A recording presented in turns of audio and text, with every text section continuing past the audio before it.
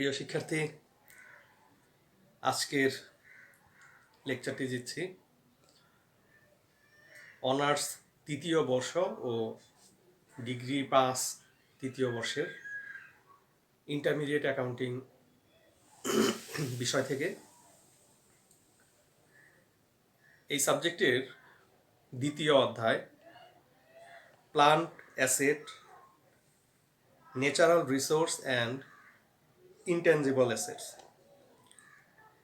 এই অধ্যায় থেকে তোমাদেরকে আজকে ইন্ট্রোডাক্টরি লেকচার, আশা করি মনোযোগ দিবে এবং অনুসরণ করার চেষ্টা করবে। আজকে প্রথম বিষয় হচ্ছে যে প্লান্ট সম্পত্তি কাকে বলে। প্লান্ট সম্পত্তি হচ্ছে কারবার প্রতিষ্ঠানের দৃশ্যমান সম্পত্তি, যা কারবার ব্যবহারের মাধ্যমে পুনরুপযোগ সৃষ্টি করে এবং যা বিক্রয়ের উদ্দেশ্যে রাখা হয় না। এই সকল সম্পত্তিগুলো একাধিক বছর পর্যন্ত ব্যবহার করা যায় এবং কারবারের পরিচালন কাজে সহায়তা করে। ওই সকল সম্পত্তিকে প্লান্ট সম্পত্তি বলে। তাহলে প্লান্ট সম্পত্তি, আবারও বলছি যে এটি সাধারণত দৃশ্যমান, এটি অদৃশ্যমান কিন্তু নয়, অস্পর্শনীয় সম্পদ নয়, স্পর্শনীয় সম্পদ।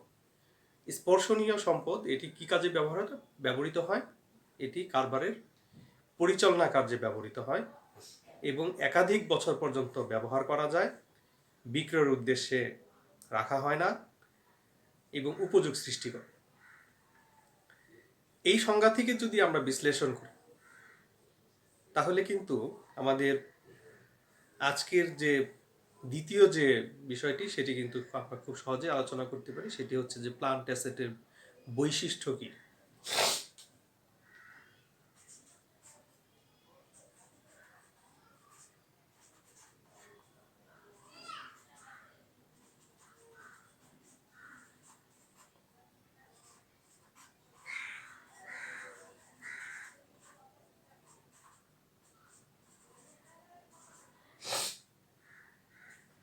কোনো একটি অধ্যায় যদি তুমি খুব ভালো করে বুঝতে চাও তাহলে ওই অধ্যায়ের শুরুতেই কিন্তু এর যে সার্বিক বিষয়, সেই বিষয়গুলো কিন্তু অবশ্যই তোমাদের ভালোভাবে আয়ত্ত করতে হবে। যদি আয়ত্ত করতে পারো তাহলে কিন্তু কাজে আসবে। তুমি যদি বুঝতেই না পারো যে প্লান্ট অ্যাসেট হতে হলে সেখানে কি কি বিষয়গুলো, কি কি বৈশিষ্ট্যগুলো অন্তর্ভুক্ত থাকতে হয়, যদি একবার বুঝতে পারো তাহলে তোমাদের জন্য কিন্তু সুবিধা হবে। এই কারণেই শুধু সংজ্ঞার পাশাপাশি আমরা পরবর্তীতে যখন অঙ্ক করব যে কিভাবে জাবেদা দিতে হয়, কিভাবে জাবেদা থেকে খতিয়ান প্রস্তুত করতে হবে, অথবা কোন একটি প্লান্ট অ্যাসেটের মূল্য নির্ধারণের ক্ষেত্রে আমাদের কোন কোন বিষয় বিবেচনা করতে হয় বা অন্তর্ভুক্ত করতে হয়, এই বিষয়গুলি ভালোভাবে আয়ত্ত করার জন্য কিন্তু অবশ্যই প্লান্ট অ্যাসেটের বৈশিষ্ট্যগুলো বোঝা দরকার। আমরা আসি যে সংজ্ঞাটি বলছিলাম, সেই সংজ্ঞাকেই যদি আমরা ভাঙি বা বিশ্লেষণ করি তাহলে কিন্তু এর অনেকগুলো বৈশিষ্ট্য আমরা খুঁজে পাই। আমাদের প্রথমেই হচ্ছে যে আমরা যদি বলি যে প্লান্ট অ্যাসেটের অন্যতম বৈশিষ্ট্য এর সাহায্যে নতুন উপযোগ সৃষ্টি করে বা নতুন পণ্য সৃষ্টি করে, এটি একটি বৈশিষ্ট্য। 2, প্লান্ট সম্পত্তি কারবারের পরিচালনা বা উৎপাদন কাজে সহায়তা করে, যে উৎপাদনের কাজে আমরা সেগুলোকে ব্যবহার করতে পারি বা নতুন নতুন উপযোগ সৃষ্টি করতে পারে। এবং সাধারণত আমরা বলি যে দৃশ্যমান বিষয়গুলো কিন্তু এখানে সৃষ্টি হয়। প্লান্ট সম্পত্তি বিক্রয়ের উদ্দেশ্যে রাখা হয় না। আবারও বলছি যে প্লান্ট অ্যাসেটের অন্যতম বৈশিষ্ট্য হচ্ছে যে তুমি কিনে আনলা আর সেই কেনার পরে যে সেটি বিক্রি করে দিচ্ছ তা না, অর্থাৎ এটি আমরা কারবারের অভ্যন্তরে ব্যবহার করব এবং ব্যবহারের মাধ্যমে ওই সম্পত্তির কাছ থেকে কিন্তু আমরা পর্যায়ক্রমে উপযোগ বা সুবিধা গ্রহণ করতে থাকি, এটিও একটি বৈশিষ্ট্য।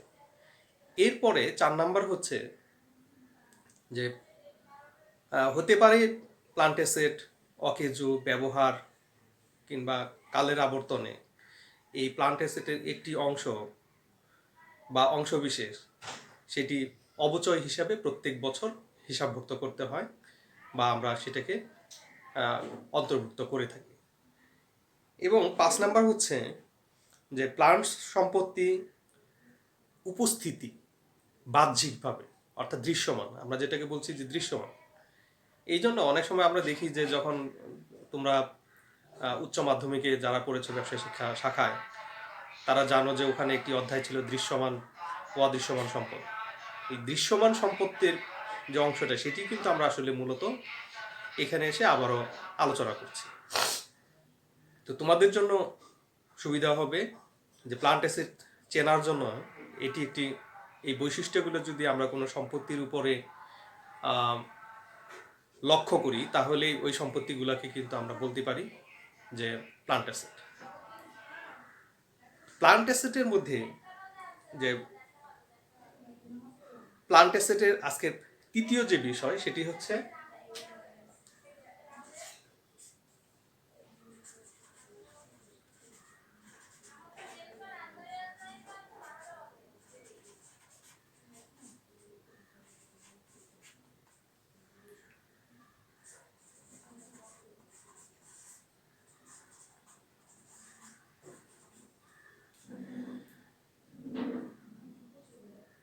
প্লান্ট সম্পত্তির শ্রেণী বিভাগ। কারণ আমরা একটি কারবার প্রতিষ্ঠানে আমরা নানা ধরনের দৃশ্যমান সম্পদ দেখতে পাই। এই সম্পদগুলোকে যদি আমরা একটি সৃষ্টিশীল বা শুরু থেকে যদি দেখার চেষ্টা করি যে একটি বিজনেসে শুরু থেকে কিভাবে সেখানে প্লান্ট সম্পত্তিগুলো তৈরি হয়, তাহলে এই শ্রেণী বিভাগগুলো কিন্তু আমরা পর্যায়ক্রমে সহজেই মনে রাখতে পারি। প্লান্ট অ্যাসেটকে সচরাচর আমরা 4টা শ্রেণীতে বিভক্ত করে থাকি। যে প্রথমেই যদি আমরা চিন্তা করি যে কোনো একটি উৎপাদনশীল প্রতিষ্ঠান যদি সে উৎপাদন করতে চায়, অর্থাৎ কারখানা যদি স্থাপন করতে চায়, তাহলে কি কি করতে হয়। এই কি কি যদি করতে হয়, তাহলে কিন্তু উত্তরগুলো কিন্তু তুমি পেয়ে যাবে। প্রথমেই তোমাকে যেটা করতে হবে সেটি হচ্ছে ভূমি কিনতে হবে তোমাকে, ল্যান্ড। ভূমি ক্রয়ের সাথে এরপরে তুমি কি করবে? ক্রয় করে ফেললাম, তোমার ভূমি অর্জন হয়ে গেল। আমরা পরবর্তীতে আরো বিস্তারিত আলোচনা করব যে ভূমি ক্রয়ের সাথে কি কি খরচের অন্তর্ভুক্ত হবে। ভূমির পরে হচ্ছে যে ভূমিটাকে কিন্তু কিনলেই ওখানে তুমি ফ্যাক্টরি স্থাপন করতে পারবে না। তোমাকে যদি ওখানে একটি শিল্প স্থাপন করতে হয়, তাহলে সেটাকে আগে ডেভেলপমেন্ট করতে হবে, অর্থাৎ আমরা বলছি যে ল্যান্ড ডেভেলপমেন্ট, যে ভূমি উন্নয়ন। ভূমি উন্নয়ন তুমি করলে তারপরে হচ্ছে যে নিশ্চয়ই তোমাকে যেটা করতে হবে সেটা হচ্ছে যে তোমাকে ওখানে একটা ফ্যাক্টরি বিল্ডিং করতে হবে। যখন ভূমি উন্নয়ন হয়ে গেল, ফ্যাক্টরি বিল্ডিং করবে, তাহলে বিল্ডিং হয়ে দৃশ্যমান। বিল্ডিং করার পরে তুমি কি করবে? বিল্ডিং করলে তো তোমার উৎপাদন হবে না। ইতোমধ্যেই কিন্তু আমি প্লান্ট অ্যাসেটের 3টি শ্রেণী কিন্তু বলে ফেলেছি। আবারও বলছি, এক হচ্ছে ভূমি, ল্যান্ড; 2 ভূমি উন্নয়ন বা ল্যান্ড ডেভেলপমেন্ট; এবং 3 নাম্বার হচ্ছে বিল্ডিং বা দালান; লাস্ট ওয়ান 4 নাম্বার। 4 নাম্বারটা আমরা বলছি যে যন্ত্রপাতি সংগ্রহ। এই যন্ত্রপাতি সংগ্রহ করার পরে তুমি উৎপাদন কার্যে যেতে পারবে। তবে উৎপাদন কার্যে যাওয়ার আগে আমি যখন বিস্তারিত আলোচনা করব, তখন অর্থাৎ এই ব্যয়গুলা কিভাবে নির্ণয় করা হয়, ব্যয়গুলা কিভাবে ধার্য করা হয় বা অন্তর্ভুক্ত করা হয়, তখন আরো বিস্তারিত আলোচনা করছি। আপাতত 4টি আমরা বলছি যে দৃশ্যমান সম্পত্তিগুলাকে কিংবা প্লান্ট অ্যাসেটকে আমরা 4টে শ্রেণীতে বিভক্ত করি। 1 ল্যান্ড; 2 ল্যান্ড ডেভেলপমেন্ট; 3 বিল্ডিং; এবং 4 মেশিনারিজ বা ইকুইপমেন্ট। এই 4টি আমরা যদি বলি যে প্লান্ট সম্পত্তির যে ব্যয়গুলা কিভাবে আমরা নির্ধারণ করি। তো ব্যয়গুলো আমরা সবসময় বলি যে আমাদের প্রথমেই এই যে তুমি যদি ভূমি কিনো বা ল্যান্ড ডেভেলপমেন্ট যদি করো কিংবা দালান যদি করো অথবা মেশিন যদি স্থাপন করো, তাহলে কি কি অর্থাৎ উৎপাদনে যাওয়ার পূর্ব পর্যন্ত যে সকল খরচগুলো হয়, এই সবগুলোই কিন্তু প্লান্ট অ্যাসেটের মধ্যে অন্তর্ভুক্ত করতে হয়। আমি কথাটি আবারও বলছি তোমাদের বোঝার সুবিধার্থে।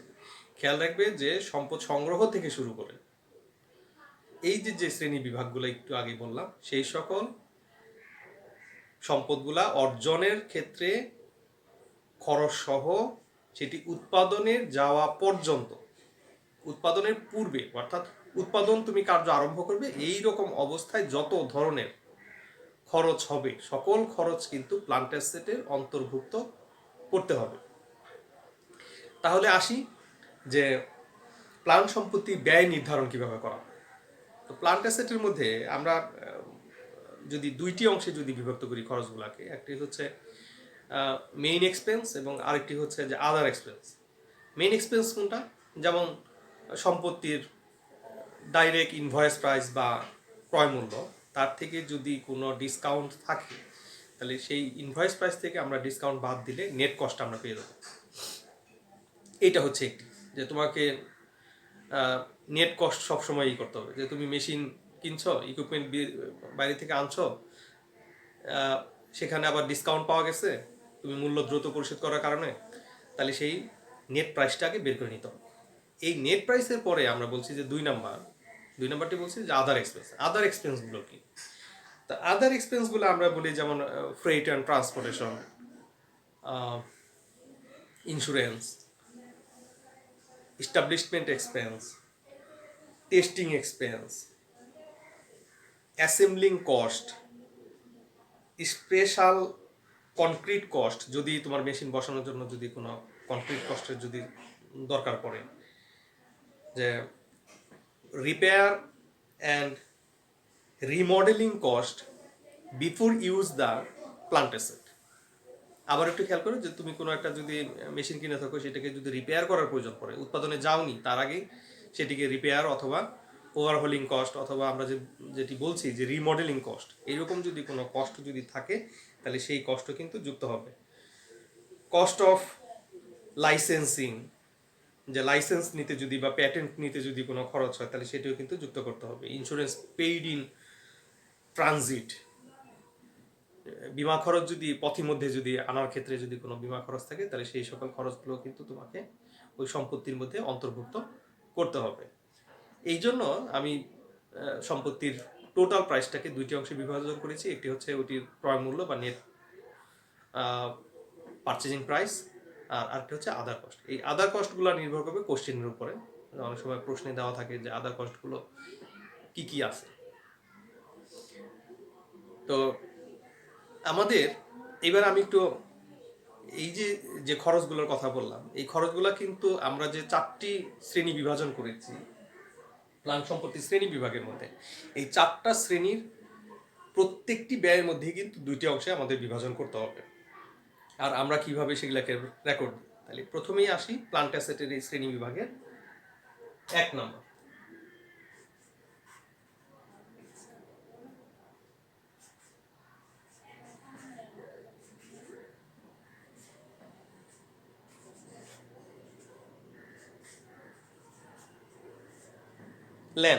ল্যান্ড কস্ট কিভাবে আমরা সেটাকে ভ্যালুয়েশন করি বা নির্ধারণ করি। প্রথমেই আসি যে ল্যান্ড হচ্ছে একটি দৃশ্যমান সম্পত্তি এবং যেটির আয়ুষ্কাল অসীম, এবং ল্যান্ডের সাধারণত যে খরচগুলো থাকে সেগুলো হচ্ছে ল্যান্ডের একটি পারচেস প্রাইস, অর্থাৎ যে মূল্যে আমরা মালিকের কাছ থেকে কিনে থাকি। এছাড়া দালালি খরচ, উকিল খরচ, স্ট্যাম্প এবং ভেন্ডর খরচ, যে যদি এরকম কোনো চুক্তি থাকে বা রেজিস্ট্রেশন ফি যদি থাকে, এই সকল ধরনের খরচ যুক্ত করার পরে ওই ভূমির মূল্যটি নির্ধারণ করা হবে। এই ক্ষেত্রে খেয়াল রাখতে হবে যে সচরাচর ভূমির মূল্য হ্রাস পায় না, ভূমির মূল্য সাধারণত বাড়ে। এই কারণে ভূমির মূল্যে সাধারণত অবচয় নির্ণয় করা হয় না। আর আরেকটি বিষয় খেয়াল রাখতে হবে যে আমরা যখন জাবেদা করি তখন এই যে নেট কস্ট যেটা আমরা পেলাম, অর্থাৎ অন্যান্য সকল খরচ যুক্ত করার পরে যে মূল্যটি নির্ধারিত হবে সেই মূল্যের জন্যই কিন্তু আমরা এই ভূমির মূল্যকে কিন্তু ডেবিট করে থাকি। অর্থাৎ land debit, bank or cash যেটা থাকে, সাধারণত আমরা ব্যাংকের মাধ্যমে এই লেনদেনগুলো করে থাকি। কিছু কিছু খরচ আছে ক্যাশের মাধ্যমে হয়ে থাকে, এই জন্য আমরা ল্যান্ডকে ডেবিট করে থাকি এবং আমরা ক্যাশকে বা ব্যাংকে ক্রেডিট করে থাকি। এখানে আরেকটি কোশ্চেন তোমাদের থাকতে পারে যে যদি কোনো ভূমির উপরে পুরাতন যদি কোনো দালান থাকে এবং সেটি যদি অপসারণ করার প্রয়োজন পড়ে, যে ভূমিটা আমি খালি করতে চাই অথবা নতুন করে বিল্ডিং স্থাপন করতে চাই, সেই ক্ষেত্রে কিভাবে মূল্য পে করবে? যদি কোনো পুরাতন জঞ্জাল থাকে তাহলে সেটাকে রিমুভাল যে কস্ট যেটা আছে, অর্থাৎ এটাকে পরিষ্কার পরিচ্ছন্নতা করার জন্য যে খরচটা হবে, আমরা যদি পুরাতন দালান বিক্রি করে যদি কোনো টাকা পাই তাহলে ওই খরচ থেকে আমাদের প্রথমেই যেটি করতে হবে সেটি হচ্ছে যে ওই সালভেজ ভ্যালুটাকে অথবা আমরা বিক্রি বাবদ যে টাকাটা পেলাম সেটা মোট খরচ থেকে আগে বাদ দিতে হবে, অর্থাৎ রিমুভাল কস্ট থেকে আমরা বাদ দিয়ে নেব। অ্যাজ এক্সাম্পল, যদি আমরা ধরে নিই যে আমরা যে জমিটা কিনেছি সেই জমিতে একটি দালান রয়েছে এবং এই দালানটি পরিষ্কার পরিচ্ছন্ন বা ভেঙে ফেলতে রিমুভ করতে আমাদের 1 লক্ষ টাকা ব্যয় হয়েছে। আর ওই ভূমির ওই পুরাতন দালানের ইট বা ভাঙাচোরা বিক্রি করে যদি আমরা 10,000 টাকা পেয়ে থাকি বা আরও টাকা যদি পেয়ে থাকি তাহলে সেটা সেই 1 লক্ষ টাকা, অর্থাৎ রিমুভাল কস্ট যেটা ছিল, রিমুভাল কস্ট যদি আগে বলেছি 1 লক্ষ যদি হয় আর আমাদের যদি সেলস ভ্যালু বা প্রসিড ভ্যালু যদি 10,000 হয় তাহলে নেট কস্ট ওখানে আমাদের ধরে নিতে হবে যে 1 লাখ মাইনাস 10,000 ইজিক্যাল টু 90,000। এই 90,000 কিন্তু ওই ল্যান্ড কস্টের সঙ্গে যোগ হয়ে যাবে। তাহলে আবারও বলছি, ল্যান্ড কস্টের সাথে তাহলে আমরা কি করব, যে যদি পুরাতন সম্পত্তি থাকে তাহলে পুরাতন সম্পত্তির ভগ্নাবশেষ মূল্য রিমুভাল কস্ট থেকে বাদ দিয়ে অবশিষ্টাংশ যোগ করতে হবে। আর যদি এমন হয় যে জমি উপরে সেই বিল্ডিংটা আমরা বিক্রি করলাম 1,20,000 টাকা আর সরাই নিতে খরচ হলো 1 লক্ষ টাকা, তাহলে আমাদের কিন্তু প্রফিট এসে দাঁড়ায়। তো সেই ক্ষেত্রে টোটাল কস্ট থেকে আমরা আবার 20,000 বাদ দিতে পারি। তাহলে আমাদের সেলস ভ্যালু অর্থাৎ পুরাতন বিল্ডিংয়ের দালানের বিক্রয় মূল্য যদি বেশি হয় তাহলে বর্ধিত অংশটা আমরা নেট কস্ট থেকে আমরা বাদ দিয়ে নিব, তাহলে অরিজিনাল ভ্যালুটা আমরা পেয়ে যাব। আর যদি কম হয় তাহলে আমরা যোগ দিব। এই বিষয়টি একটু খেয়াল রাখবে। আমাদের 2 নাম্বার যে বিষয় সেটি হচ্ছে ভূমি উন্নয়ন।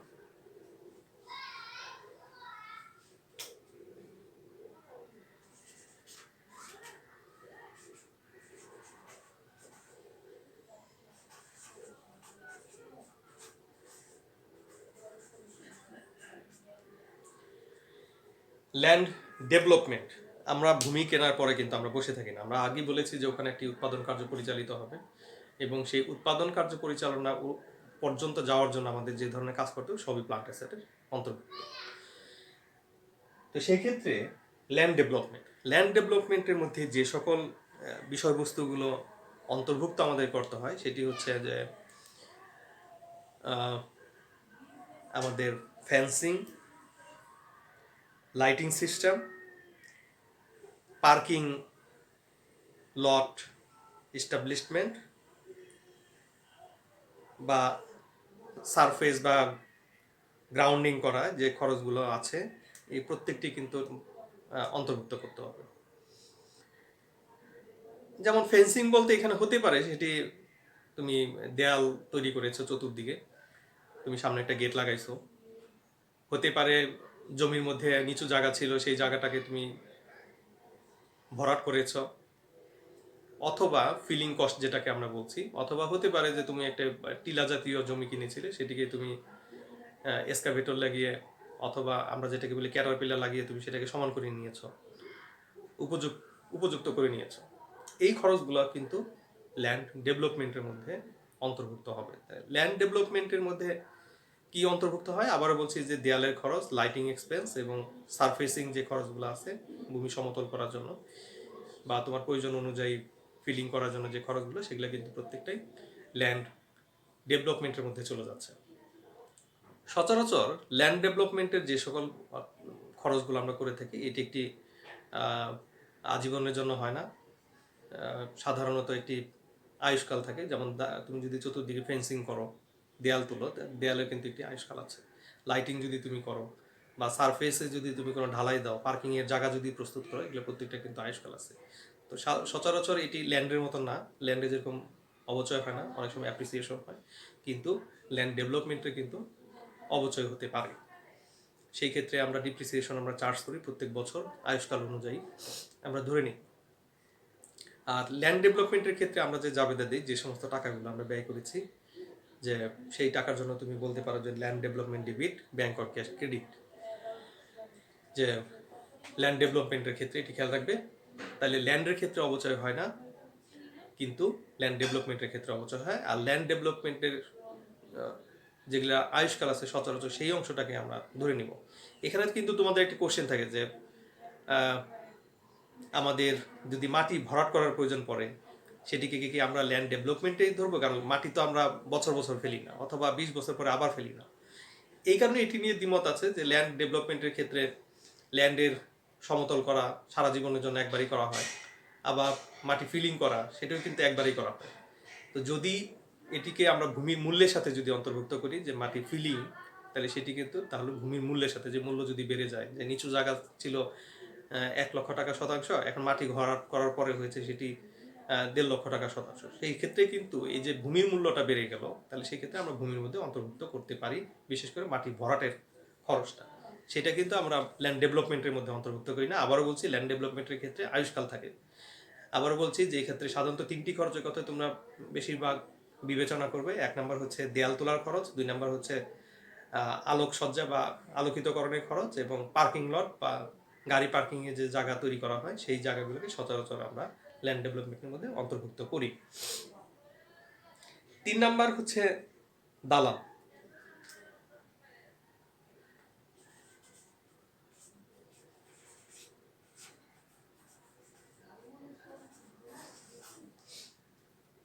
বিল্ডিং,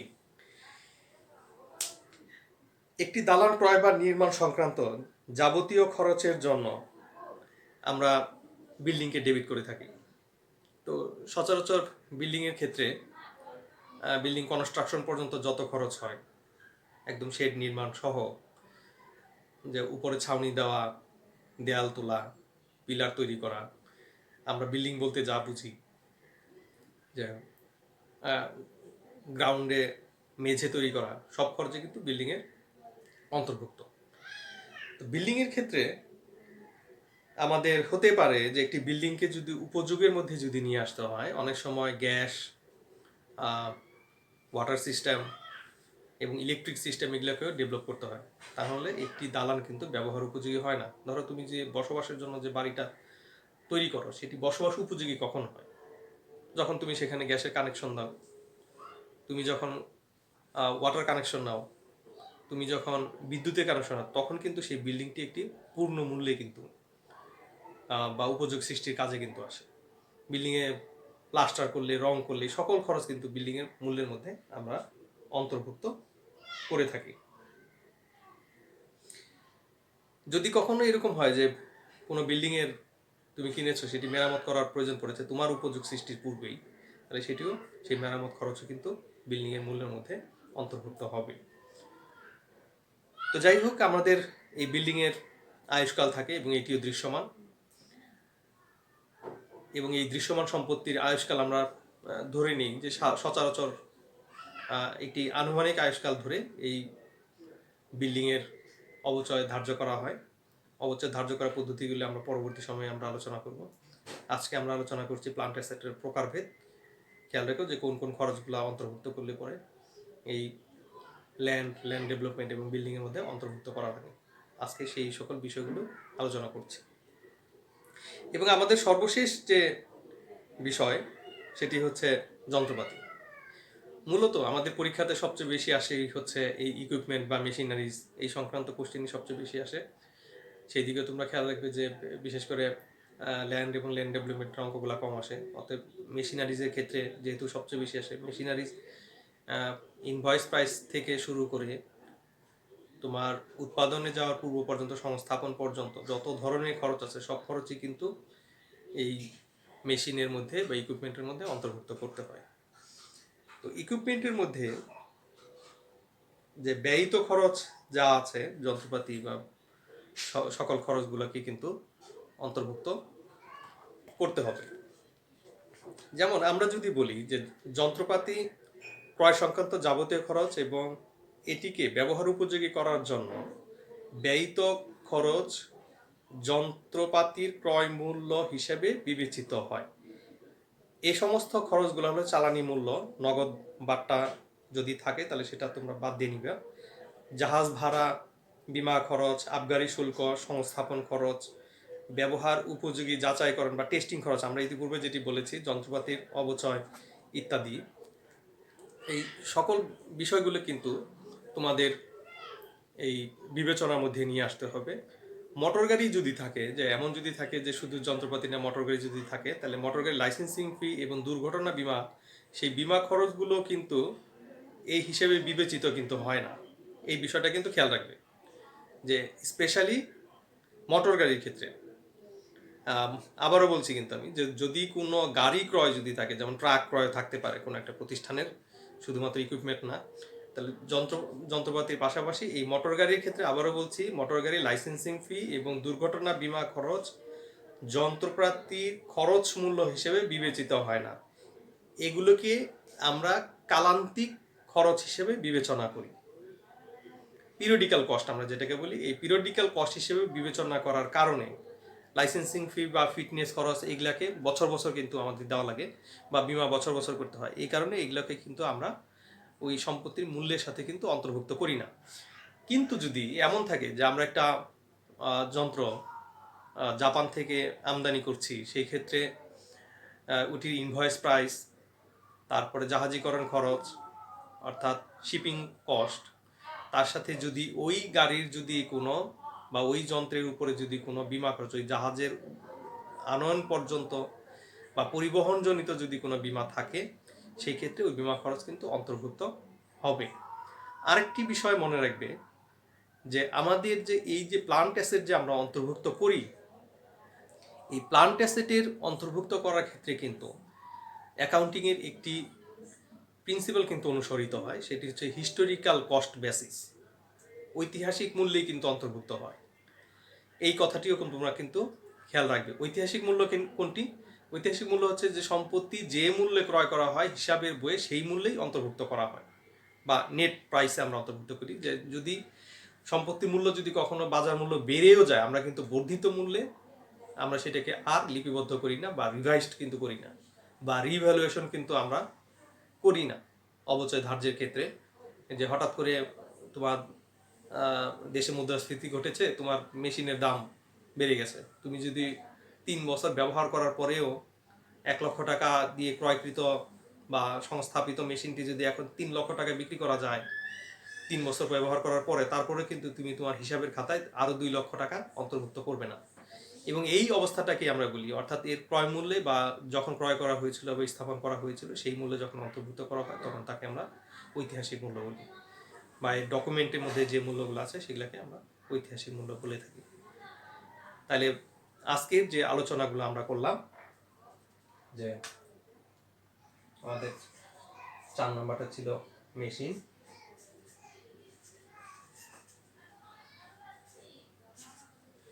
বা ইকুইপমেন্ট। আমাদের আলোচ্য বিষয়গুলোই আশা করি আজকে তোমরা বুঝতে পেরেছ। আমরা সাধারণত এটার একটু জাবেদা বলে নিই। আমরা যদি কোনো মেশিন বা ইকুইপমেন্ট যদি আমরা ক্রয় করি, যদি নগদ বা ব্যাংকের মাধ্যমে যদি ক্রয় করি, তাহলে জাবেদা দিয়ে থাকি মেশিন আর ইকুইপমেন্ট ডেবিট এবং ক্যাশ আর ব্যাংক আমরা ক্রেডিট করে থাকি। এবং এখানে একটি জিনিস কিন্তু খেয়াল রাখবে, সামগ্রিক মূল্য কিন্তু ওই যে সংস্থাপনের জন্য আলাদা establishment expense debit, cash credit এরকম কিন্তু না। আমরা